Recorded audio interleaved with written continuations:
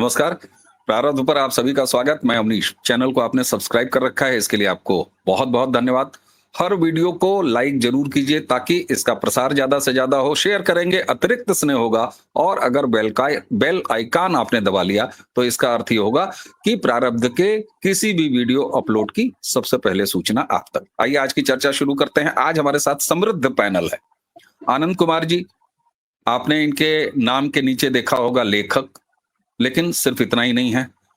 लेखन, उसी के साथ विचारक और राजनैतिक रूप से कहाँ कितनी गर्मी कितनी ठंडी है इसके बहुत अच्छा वाला थर्मामीटर आनंद जी के पास है। बिहार से आते हैं, हालांकि जियो पॉलिटिकल सिचुएशन पे भी उतनी ही धमक से बात करते हैं, लेकिन इस समय बिहार में है और बिहार में चुनाव है, तो इसलिए आनंद जी आपका बहुत बहुत स्वागत। और हमारे साथ जो दूसरे अतिथि वक्ता, गलती से मैंने इनको अतिथि वक्ता कह दिया, आपके अपने व्यालोक जी। व्यालोक जी राम राम, नमस्कार, स्वागत। जय श्री राम। दर्शकों आइए चलें चलें बिहार। आज आनंद जी और व्यालोक जी से जानेंगे कि INDI alliance, so called INDI alliance, vote चोरी की फिल्म, फर्जी फिल्म, जिसके कि अब भांडे लगातार फूटते चले जा रहे हैं। 7 दिन की मियाद जो इलेक्शन कमीशन ने तय किया है कि हलफनामा दो या माफी मांगो, और उसके बाद से जितने डेवलपमेंट हो रहे हैं, वोटर जगाओ यात्रा भी हो रही है, 25 जिले भी घूमेंगे। कुल मिला के बिहार जैसे राजनैतिक चेतना का जागृत राज्य, वहां पर वाकई में अब चुनाव आ गया है। तो सोचिए जरा, एक तो शेर और उसके ऊपर सवा शेर। तो शुरुआत करते हैं व्यालोक जी से। व्यालोक जी अब क्या पूछें, राजनीति, बिहार, चुनाव। नहीं, देखिए 2 दिन से यात्रा निकल रही है। 2 दिन नहीं, 17 से इन्होंने शुरू किया है, तो आज चौथा दिन है। और आज लगभग इतना तय हो गया है कि पहले जहां इनको 10 जूते पड़ने वाले थे, अब 100 या कम से कम 500 भी हो सकते हैं, 500 जूते तक पड़ेंगे इनको, मतलब इंडी अलायंस वाले को। देखिए 2 महीने पहले बिहार में मामला ये था कि आप अगर निकलते तो आपको लगता है कि नीतीश कुमार का 20 वर्षों का शासन भारी पड़ने वाला है इस बार एनडीए को। और जनता के मन में कहीं ना कहीं था कि वो ऊब चुकी थी। भाई, जिस देश में जनता 11वें साल में इस बात से ऊब जाती है कि मोदी जी वह नाच नहीं रहे हैं, यार मजा नहीं आ रहा है यार। अच्छा, ये हल्के में ले लिया है तो चलो इसको 303 से 240 पर करते हैं। उस देश में बिहार की जनता अगर 20 वर्षों से नीतीश कुमार को झेल रही है तो ये सचमुच नीतीश कुमार का या तो जादू है या बिहारी जनता की महानता है। अब महानता को स्लैश देके आप जो जो जो जो, जो समझना चाहें समझ लीजिए। लेकिन आज की तारीख में, यानी 20 अगस्त 2025 को जब मैं बात कर रहा हूं, और आनंद जी आप अपना खलवाट दिखाना अगर दर्शकों को बंद कर देंगे तो बड़ी कृपा रहेगी। आप सीधा देखिए, वरना दर्शक आपका खलवाट ही देख पाएंगे। खैर, आज 20 अगस्त को अगर हम बात करें अवनीश जी, तो जितना फायदा पिछले 3 दिनों में भारतीय जनता पार्टी के स्टार प्रचारक राहुल गांधी ने 8वीं पास 9वीं फेल चारा चोर के बेटे के साथ मिलकर कर दिया है, इसने पूरी तस्वीर बदल रखी है। क्यों बदल रखी है इसको 1 सेकंड में समझाता हूं। अब पूरी बहस के केंद्र में क्या है? SIR, यानी गहन पुनरीक्षण अभियान मतदाता सूची का। भाई साहब, तमाम जगहों पर मुद्दा अब यही बन गया। ट्विटर से लेके, फेसबुक से लेके, इंस्टा से लेके, यूट्यूब पर हम लोग भी इसी पर पता नहीं चौथा 5वां सीरीज कर रहे हैं और अभी लगातार करेंगे। और बिहार की जनता इस मुद्दे में उतनी ही इंटरेस्टेड है जितनी तालिबान औरतों की इज्जत करने में या कोई मोहम्मदवादी औरतों को बराबर का सम्मान देने में। अभी हालत ये है कि आज की डेट में अगर चुनाव हो जाए तो मुझे लगता है कि कांग्रेस इस बार शायद खाता भी न खोल पाए। लोगों में इतना गुस्सा है। SIR एक वायवीय चीज को आपने लाकर मुद्दा बनाया, और उसके बाद कल जब से जिस डेटा पर वो आधारित है उसको जिस व्यक्ति ने बनाया, उसने जब से हार मान ली, उसने जब से कहा कि मैंने झूठ बोला था, और उसके बाद जो लड़ियां लगी हैं, और इसके बावजूद इस व्यक्ति की, विषधर राहुल की बदमाशी देखिए कि ये 8 घंटे बाद भी बयान दे रहा है। तो ये दोनों शरीफजादे जो हैं, कोट अनकोट, ये फिर भी धमकी दे रहे हैं कि चुनाव आयोग को हम देख लेंगे, चुनाव आयोग को समझ लेंगे। मतलब चोरी और सिनाजोरी नहीं, इसको थेथरई की पराकाष्ठा कहते हैं।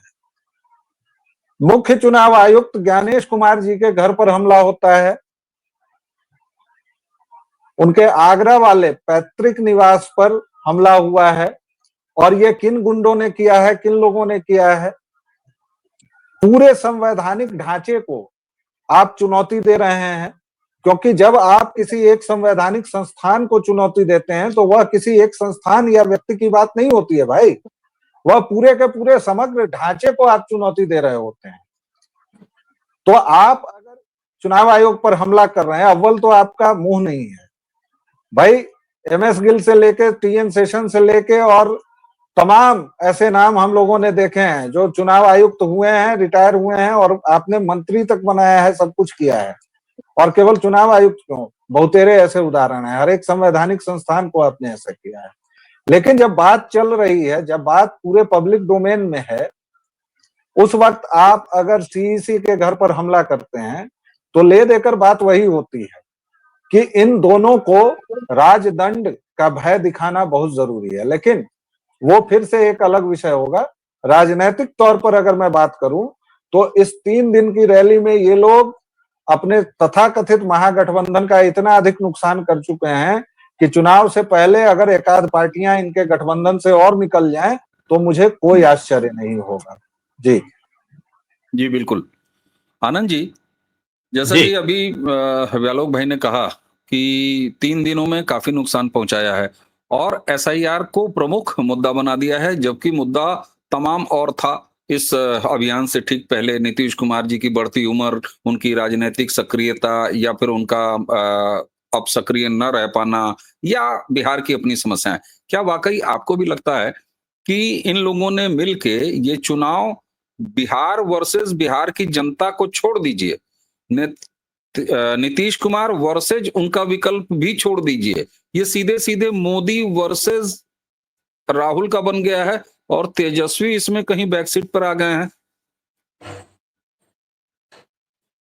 देखिए, इसमें बहस का मुद्दा इसमें अब जो है वो बचता नहीं। एक ये मुद्दा जो होता है इसमें मेरी और व्यालोक भाई की 100% सहमति होती है। अगर 1-1.5 महीने पहले आप हम लोगों से पूछते, अभी जैसे हम कल वापस आए हैं, जो हरनौत नाम का एक विधानसभा क्षेत्र होता है बिहार का, तो वहां कल हम हरनौत में थे और वहां से वापस आए हैं कल शाम, दिन भर के लिए वहां थे और घूमने फिरने, देखने, बातचीत करने के बाद फिर वापस आ गए। तो अभी जो स्थिति नजर आ रही है हरनौत से, वो बदली हुई है 20 दिन पहले की तुलना में। तो ये जो चीज है ना कि 20 दिन पहले अगर आप बिहार के लोगों से पूछते कि भैया क्या स्थिति है, तो तेजस्वी यादव थोड़ी मजबूत स्थिति में थे, महीने भर पहले तक मजबूत स्थिति में थे। और उस समय भी हमने कहा था कि भाई राजद को ना 2-4 रैली कर लेना दो, उसके बाद बात करेंगे। तो इसमें जो सबसे जरूरी काम होता है वो होता है राजद की रैली। तो आरजेडी वाले जैसे ही रैली में आएंगे, उसके बाद उनका जो असली चेहरा होता है ना, वो नजर आना शुरू होता है। तो पिछली जो रैली थी उसमें नजर आना शुरू हो गया कि कैसे एम्बुलेंस को रोक देते हैं। उसके बाद नजर आना शुरू हुआ कि महिलाएं जो स्कूटी चला रही थी उनके साथ कैसा व्यवहार किया। तो ये जो दुर्व्यवहार था ना, ये एग्जैक्ट महिलाओं को तुरंत समझ में आया होगा कि इसे आपत्ति इस बात पर थी कि ये महिला स्कूटी लेकर घर से बाहर कैसे निकल गई। तो इस स्त्री को स्कूटी नहीं चलाना चाहिए, कोई गाड़ी साइकिल नहीं चलाना चाहिए, इस लड़की को घर में बैठना चाहिए। ये मंशा जो थी ये बिल्कुल साफ उस वीडियो में समझ में आती है। और ये मंशा जैसे ही बिहार में लड़कियों को दिखेगी, जिन लड़कियों को नीतीश कुमार ने साइकिल थमा दी है, तो आप एक बहुत बड़े वोटर के वर्ग को अपने खिलाफ खड़ा कर लेते हैं। और वो एक रैली में हो गया। अभी जो ये दूसरी वाली रैली हुई है, इस रैली पर हमने एक वीडियो उठा करके सोशल मीडिया पर पोस्ट कर दिया था, सभी लोगों ने अब तक देख लिया होगा। एक सांसद महोदय आरजेडी के ही, एक विधायक है आरजेडी के ही, उनके ड्राइवर और एक यूट्यूबर और सिक्योरिटी गार्ड वगैरह जो होते हैं, मतलब बिल्कुल ऐसे स्तर के लोग जिनसे मारपीट करते हुए तो आप नहीं दिखने चाहेंगे। किसी ड्राइवर से, किसी बॉडीगार्ड से आपको मारपीट करनी पड़ जाए, ऐसी स्थिति तो कहीं बन ही नहीं सकती। उसमें भी जब आप सांसद जैसे व्यक्ति हो, आपके खुद ही 2-4 अंगरक्षक आपके पीछे खड़े हैं और उसमें आपको धक्का मुक्की, लपड़ थप्पड़ ये करना पड़ेगा। तो उसका वीडियो जब हमने पोस्ट किया तो कई लोगों को शक हुआ कि नहीं, कहीं से कहीं और का होगा और ये उठा लाया है, आज रात को पोस्ट कर रहा है। थोड़ी देर के बाद तेज प्रताप यादव ने वही पोस्ट कर दिया। तो उसके बाद तो कन्फर्म हो गया कि हाँ भैया हुआ था। तो जब तेज प्रताप यादव ये पोस्ट कर देते हैं तो आप समझ सकते हैं कि राजद के अंदर का एक भाई जो है वो कह रहा है कि हम बड़े अच्छे थे, और दूसरा भाई बता रहा है कि देख लो भैया, असली चेहरा तो हमारा यही है। और ये जो गड़ेड़ियों के हाथ में कमान थमाने वाली समस्या है, तो राजद को कमान थमाने का मतलब होता है कि गड़ेड़ियों के हाथ में कमान थमाना। अब बिहार के लोग भेड़ बकरियां तो है नहीं, सीधी सरल कोई होती है तो उसको एक बार गाय हम लोग फिर भी कह देते हैं। तो गाय के चरवाहे होते हैं, गोपालक होते हैं, ग्वाले होते हैं, लेकिन वो जो भेड़ बकरियां होती है ना, उनका तो गड़ेड़िया होता है। तो किसी गड़ेड़िए के हाथ में सत्ता थमा देंगे बिहार के लोग, ऐसा क्यों समझता है कोई? वो याद रखेंगे कि गड़ेड़िए में और यादव में, गोपालक में अंतर होता है। गडेरिया और गौपालक में अंतर होता है। व्यालोक जी, आनंद जी ने भी आप वाली बात को ही एक और एक्सटेंशन दिया। वाकई तेजस्वी और राहुल में से कौन ज्यादा नुकसान पहुंचा रहा है? मोदी को नहीं, नीतीश को नहीं, अपने को, खुद को नहीं। दोनों हाँ। दोनों इस मामले में एक दूसरे को कड़ी टक्कर दे रहे हैं। और देखिए, 2-4 सूचनाएं और साझा कर देता हूं। आज राहुल विंची की गाड़ी ने एक गरीब बिहारी पुलिस वाले को कुचल दिया, और वो आदमी अपनी गाड़ी से उतरा तक नहीं। और देखिए, सोशल मीडिया का जमाना है साहब, वायरल हो चुका है वो। तो जो बिहारी यह देख रहा है दूर से, हालांकि राहुल की रैली में कैसे ये हुआ मुझे नहीं पता, क्योंकि औरंगाबाद वाली दिन मैंने देखा था कि सड़कें बिल्कुल खाली थी। आनंद जी, आपने भी देखा होगा। तो गाड़ी चलाने का तो पूरा स्पेस है, लेकिन इतनी भीड़ कैसे हुई और क्या हुआ, वो एक सड़कें अलग खाली विषय हैं है। मतलब, सड़कें खाली हैं मतलब वीआईपी प्रोटोकॉल में खाली की मतलब वाकई खाली? नहीं नहीं भाई, वाकई खाली है, कोई वीआईपी प्रोटोकॉल नहीं है। अरे भाई, रोड शो में सड़क खाली है, उसमें प्रोटोकॉल क्या होगा? ये लोग रोड शो कर रहे हैं ना सर, हर एक जिले में पहुंच के। तो औरंगाबाद में भाई साहब, चिड़िया न चिड़िया का पूत, मतलब वैसी स्थिति तो वार्ड पार्षद के चुनाव में नहीं होती है भाई साहब। और अब कुकुर वाले आंदोलन से कोई तुलना मत कीजिए प्लीज। आप दोनों से मैं दरख्वास्त करता हूं, और सारे आपके माध्यम से सभी लोगों से, कुकुरों का आंदोलन भाई 10 दिन से चल रहा है लगातार, और फैल रहा है। दिल्ली से मुंबई, कोलकाता, सब जगह वो लोग मोमबत्ती निकाल ले रहे हैं। इन लोगों के लिए तो भाई, लोग, सड़कें खाली हैं, दुकान बंद है, अब इससे बड़ी चीज क्या होगी? लेकिन नुकसान की जो बात है, अब जैसे देखिए, तेजस्वी यादव के एक विधायक हैं, उसका नाम है भाई वीरेंद्र। अब भाई लगाता है तो अब ये आजकल की नई बदमाशी है कि नाम में ही लगा लो। तो अगला क्या करेगा? जैसे मुरारी बापू, श्री श्री रविशंकर, सदगुरु, भाई वीरेंद्र। अरे काहे के भाई वीरेंद्र यार, कसाई वीरेंद्र नहीं कहेंगे तुमको भाई वीरेंद्र, जाओ। और फिर हमको भी फोन करना और उसी तरह गरियाना, और फिर हमारा भी फोन रिकॉर्ड होगा और हम तो एफआईआर भी करेंगे तुम पर। तो इसने एक पंचायत सचिव को गरियाया, जो आप लोगों ने भी सुना ही होगा, जो वायरल भी हो गया उसको, चूंकि अभी पंचायत सीरीज बहुत हिट हुई है। अभी ये कांड खत्म नहीं हुआ था कि एक दूसरे विधायक ने अपने ही कार्यकर्ता को गरिया दिया, क्योंकि कार्यकर्ता उसको बुला रहा था कि फला जगह आ जाइए, और उन विधायक जी के नाम में टाइटल राम है।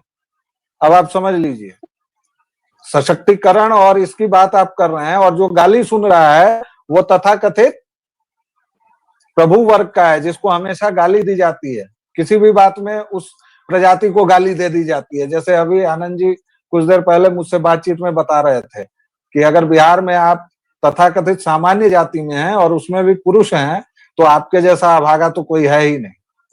लेकिन तेजस्वी के लोग अपने तन मन धन से लगे हुए हैं उनका नुकसान करने में।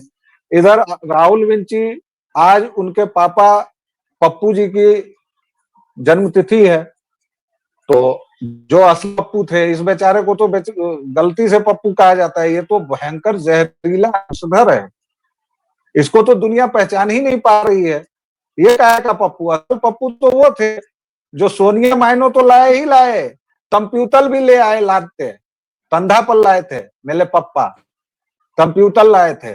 उसके पहले HCL यहाँ पता नहीं क्या भाड़ झोंक रहा था, IBM के साथ बातचीत कर रही थी। इनके पापा इतने बड़े दूरदर्शी थे, इतने बड़े हरामखोर थे वो, कि भाई साहब इंटेल कंपनी सेमीकंडक्टर की शुरुआत में ही भारत आ गई थी।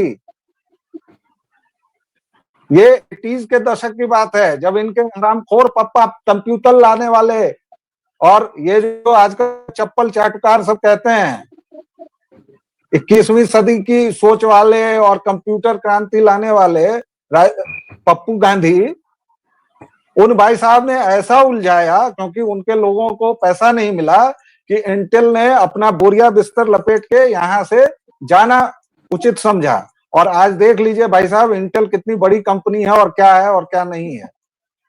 तो ये खानदान तो भारत के लिए अवसरों को गंवाने में और अपने लिए तिजोरी को भरने में, इस खानदान का तो कोई जोर ही नहीं है भाई। पहले प्रधानमंत्री नेहरू से, लहरू चीचा से लेके इसकी माँ, इसके बाप और खुद तक और इसकी बहन तक, सबके लिए तो ये ऐशगाह है और उसमें ये लोग बहुत निपुण हैं। तो अब क्या है सर कि फाइलें खुल गई हैं। वो जो रुख पर हसीन नकाब पड़ा हुआ था ना धर्मनिरपेक्षता का, तंपूतल क्रांति था, पप्पा तंपूतल लाए थे, AI, कल कोई किसी कांग्रेसी ने कहा है कि AI के जनक थे राजीव गांधी जी। मुझे डर है किसी दिन ये न कह दें भाई लोग कि मंगलयान पर राजीव गांधी पायलट बन के गए थे। उनकी जब हत्या हो गई उसके बाद, भाई सूक्ष्म रूप में है, कुछ भी कर सकते हैं, मंगलयान वही ले गए थे। कह सकता है कांग्रेस का कोई चटकार, कुछ भी कह सकता है। मुझे इन लोगों के बौद्धिक स्तर पर अब पूरा भरोसा हो गया है भाई साहब, मतलब ये लोग कुछ भी कह सकते हैं। लेकिन बैक टू बिहार, दोनों पार्टी ने एक दूसरे का पर्याप्त नुकसान कर लिया है। ऊपर से ये जो लालू यादव अचानक सक्रिय होकर जिस दिन मंच पर चले गए हैं, तो उसके बाद से तो जनता यही पूछ रही है कि क्या बे चारा चोर, तुमको तो 10 ऐसी संघातक बीमारियां थी जिसकी वजह से तुम उठ नहीं पा रहे थे, जेहल नहीं खट रहे थे। तो ये जो गरज बरस के और झुलना हेराइल हेरामा गाना गा रहे हो तुम, कोरट जी कुछ करें न करें, जरा वाजपेयी जी की आत्मा को बुलाया है, कोरट जी कुछ करें या न करें, इस देश की सरकार कुछ करे या न करे, सरकारें आएंगी जाएंगी, कोरट जी आएंगे जाएंगे, इस देश की जनता बनी हुई है और सब देख रही है, तो चुनाव में जवाब मिलेगा, करारा जवाब मिलेगा। वाकई जितना करारा आपने यहाँ दिया है और उससे उम्मीद ये दिखाई देती है, तस्वीर हल्की क्या मतलब ठीक ठाक साफ हो रही है। आनंद जी, बिहार की एक विशेषता है, जब भी चुनाव आता है विधानसभा का, तो एक नया प्रोडक्ट कोई ना कोई लॉन्च जरूर होता है। पुष्पम प्रिया का भी लॉन्च होती हैं। इस बार वो जो मैनेजर साहब, टेंट मैनेजर साहब जो दूसरों को चुनाव लड़ाते थे, हैं होता है ना दूसरों के यहाँ शादियां करवाने वाले, टेंट मैनेजर, इवेंट मैनेजर। कल के साथ भी ये मजेदार घटना हुई है मेरे साथ कि जैसे ही हरनौत में हम उतरे और स्टेशन से बाहर निकले हम लोग, तो सामने बिल्कुल हरनौत स्टेशन से जैसे ही आप निकलेंगे तो सामने एक सार्वजनिक शौचालय बना हुआ है, पब्लिक टॉयलेट। वो मिश्रा जी वाला। आश्चर्य होगा आपको जान के कि सार्वजनिक शौचालय एक अलग से आपको स्टेशन के बाहर सड़क की दूसरी तरफ बना हुआ दिखेगा, लेकिन हरनौत में है बना हुआ, तस्वीर हम लगा देंगे बाद में। लेकिन खैर उसके ठीक सामने ही गाड़ी जो लगी हुई थी वो जनसुराज की गाड़ी थी। तो देखते ही मेरे दिमाग में सबसे पहली बात ये कौन थी कि विकास भले यहाँ पहुंचा हो या ना पहुंचा हो, अमृत भारत योजना हरनौत रेलवे स्टेशन तक पहुंची हो ना पहुंची हो, जनसुराज की गाड़ी जो है ना वो यहाँ पहुंच गई है। जनसुराज की गाड़ी पहुंच गई है। क्या फैक्टर हैं ये? तीसरा फैक्टर है, और अब तो फातिहा भी पढ़ रहे हैं, और मतलब बिल्कुल हमको लग रहा है मक्का उक्का भी चले जाएंगे। तो जी, शुरू में रोजगार, सेकुलर शुरू वोटों का में भारी नुकसान आनंद जी, करेंगे। आनंद जी, बस बस बस आधा माइक्रो सेकंड लूंगा। शुरू में विकास, पढ़ाई है, तुम्हारा लड़का नवी फेल नहीं है फिर भी खटता है, इधर उधर काम करता है, तो ये इस तरह का कलेवर लेके ये टेंट मैनेजर साहब जी आए, और अब जो है वो फातिहा तिहा पढ़ रहे हैं। तो ये क्या फैक्टर है? क्या अब इनको देखिए, लग इसमें रहा है कि एक साथ हमारा आपको दो विस्तार चीजें, है? एक सेकंड सर, क्या इनको अब ये लग रहा है कि ये मेरा विस्तार है? और दूसरा, आरजेडी और कांग्रेस के जो भाईजानों का वोट बैंक है उसको काटने के लिए अब बाकायदे प्रशांत किशोर तैयार हैं। इसमें दो बातें एक साथ आपको देखनी पड़ेंगी। पहली चीज आपको यह देखनी पड़ेगी कि राजद का जो वोट बैंक था, राजद का वोट बैंक गुंडई का वोट बैंक था। उसे ये कहने में मजा आता था, राजद का जो वोटर था किसी दौर में, उस वोटर को, उस जंगल राज वाले दौर के वोटर को, असल में जो कि गुंडा था, उसे ये कहने में मजा आता था कि ले मैंने छीन लिया या चुरा लिया या उठा करके तुम्हारा अपने घर में रख लिया, तुम्हारी चीज थी उसे उठा करके हमने अपने घर में रख लिया, तुम्हारे पास से चुरा लिया, अब तुम जाओ शिकायत करने किसके पास जाओगे? पुलिस के पास जाओगे, प्रशासन के पास जाओगे, और वो कुछ नहीं कर पाएगा। आईएएस ऑफिसर वगैरह जो थे उनकी बीवी तक उठा करके रख ली थी और कुछ नहीं हो पाया। तो ये गुंडागर्दी दिखाने में उसे बड़ा मजा आता था। तो प्रशांत किशोर ने जब चढ़ के कहना शुरू किया चारा चोर की औलाद को, चारा चोर की औलाद, 8वीं फेल, 9वीं फेल, 12वीं फेल, जो कुछ भी, तो सबसे पहले लोगों के दिमाग से ये वहम टूटा कि ओके, गुंडागर्दी करने का एक ये जो होता है ना कि स्कूल में देखा होगा आपने कि कभी वो किसी का टिफिन छीन लेता है, कभी किसी का भाई उसको धक्का देके गिरा दिया, ये शरारतें जो होती हैं, वो बुली जिसको हम लोग कहते हैं। तो उसने बुली को कॉलर से पकड़ा और कहा कि हाँ ले भाई मारा थप्पड़ वापस, तूने थप्पड़ मारा था, मैंने भी मारा थप्पड़ वापस, और तुम्हारा कॉलर पकड़ के ये खड़े हो गए। कर क्या करेगा? अचानक गुंडा जो था उसको तो आदत ही नहीं थी वापस रिटर्न शॉट झेलने की। अब गुंडे की हालत खराब, तो अपनी पतलून जैसे ही गीली हो गई तो कुर्ते से, सफेद कुर्ते से ढकता हुआ मोटा बच्चा जो था वो भागा इधर उधर। इसकी वजह से क्या हुआ कि ये जो छवि थी, जो उसके गुंडा समर्थक वर्ग में थी, वो छवि टूट गई। अभी आपको याद होगा कि एक 20-22 लोग जो थे एक साथ, अदालत का फैसला नहीं, उसके लिए बकायदा जो क्लॉज होता था, नियमावली जो होती थी, उसको बदल दिया गया और उसमें आनंद मोहन सिंह वगैरह जो है वो बाहर आ गए थे। उसमें नाम आपने सिर्फ एक आदमी का सुना है कि आनंद मोहन सिंह उसमें जेल से छूट गए थे, क्योंकि उनके ऊपर जो है वो एक आईएएस अफसर की मॉब लिंचिंग कर देने का मुकदमा था। हालांकि उन्होंने किया होगा, इसमें मुझे शक है। तो जो भी है, अब उस भीड़ के साथ ये भी थे, शव यात्रा में ये भी शामिल थे, तो जो भी है, तो आगे बढ़ी बात और इतने साल तक वो जेल में थे और छूटे जब, तो नाम आपको सिर्फ उनका सुनाई दिया, लेकिन उनके साथ 22 लोग और थे। आप देखेंगे कि ये 22 लोग जो थे वो कौन थे, तो ये सब के सब आरजेडी के राजनीतिक कार्यकर्ता थे। और उस समय में, जिस समय में आनंद मोहन सिंह छूटे थे, उस समय आनंद मोहन सिंह भी कोई बाहर के नहीं थे। आनंद मोहन सिंह के सुपुत्र जो थे ना, वो आरजेडी के जो टिकट पे चुनाव लड़के बैठ के जीते हुए हैं, तो वो भी आरजेडी के ही थे। तो ये वाला जो सिचुएशन था, तो इनको छाती पे चढ़ के कोई कह दे, पूरा वीडियो बना बना के कह दे कि 8वीं फेल 9वीं फेल है, क्या कर लेगा? इससे कोई सत्ता नहीं संभलेगी, बाप का नाम नहीं होता तो कौन जानता है इसको, चपरासी होने के लायक नहीं है। तो ऐसी बातें जब आप कह देते हैं और लोग देखते हैं कि ओके, कोई आदमी जो है स्टेज से चढ़ के ऐसा कह सकता है, गुंडे को सीधा कह सकता है गुंडा, कह सकता है, मतलब ये काम प्रशांत किशोर ने किया। ये जो ठीक है, शुरुआत में चीज थी आनंद जी, पहली चीज उन्होंने ये काम किया, और एक इनका गुमान जो था कि हमको भी कोई कुछ कह सकता है, ये काम इन्होंने किया। अभी क्या स्थिति है प्रशांत किशोर की? तो ये जो पहली चीज टूटी, इससे जुड़ी हुई ही दूसरी चीज साथ के साथ टूट गई। दूसरी चीज साथ के साथ जो टूटने वाली थी वो ये थी कि कार्यकर्ताओं का जो बेस था, उस कार्यकर्ताओं के बेस में बहुत भयावह वाली सेंध मार सेंध चुके हैं लग प्रशांत गई। किशोर। आरजेडी के लोगों को उठाया है इन्होंने, अपने कार्यकर्ता बना लिया है। तो आरजेडी का कार्यकर्ता था तो वो MY समीकरण वाली जमात थी, तो वोट जो तो सबसे ज्यादा टूटेंगे वो किसके टूटेंगे? MY समीकरण के टूटेंगे। सेकुलर वोट को ठीक। फोड़ने में सबसे बड़ा हाथ अगर किसी का होगा तो वो यही प्रशांत किशोर होंगे। पिछली बार ये हरकत ये हाँ, कर चुके हैं। नहीं तो ये तो आप उसको बुरी हरकत मानेंगे कि अच्छी हरकत मानेंगे? बहरहाल एक हरकत तो उधर से व्यालोक भाई कर रहे हैं, बार-बार उंगली उठा रहे हैं। जी, व्यालोक भाई प्लीज। मैं इस पूरे प्रकरण को जो सुन रहा था, मेरी और आनंद भाई की पूरी चिंता ये थी कि जंगल राज का जो विषय है, क्योंकि हम दोनों कभी ये नहीं बताते थे कि भाई किसको वोट दो, कम से कम मैं नहीं बताता हूं। मैं किसी पार्टी का कार्यकर्ता नहीं हूं तो मैं क्यों बताऊं, लेकिन मैं ये जरूर कहता था कि कुछ भी हो जाए, प्राण जाए, पर आरजेडी ना आए, क्योंकि वो दौर बीता हुआ है। तो संकट ये था कि नई पीढ़ी को इससे कैसे अवगत कराएं।